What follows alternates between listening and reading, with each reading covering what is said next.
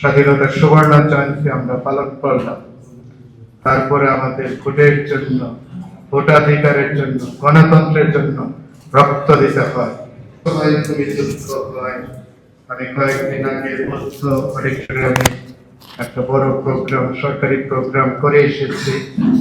সেখানে আলী রিয়াজ, যিনি জুলাই সনদের প্রণেতা বা সে কমিটির প্রধান, মনির ভাই, ধর্ম উপদেষ্টা, তারা ছিলেন, আরো সরকারি লোক প্রায় আমরা 500 লোক।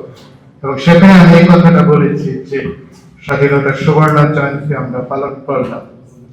তারপরে আমাদের ভোটের বসুন্ধরা ডায়াপেন্ট এখন আরো উন্নত।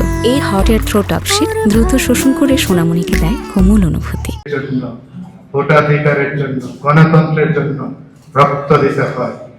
এর চেয়ে কষ্ট, এর চেয়ে বেদনা আর কিছু হতে পারে না।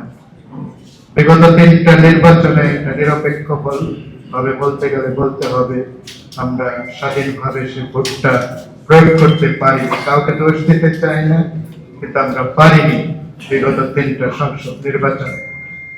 কিন্তু এবছর সুযোগ এসেছে, একটা ভালো বন্দোবস্ত করা হয়েছে এবং স্থানীয় একটা বন্দোবস্ত আমরা চাই। আর যেন কোনো যুদ্ধ করতে না হয়, আর যেন কোনো লড়াই করতে না হয়, আর যেন বুকের রক্ত দিতে না হয়। স্থায়ীভাবে মানুষের ভোটের অধিকার, মানুষের আমাদের বাংলাদেশে গণতন্ত্র যেন প্রতিষ্ঠা হয়।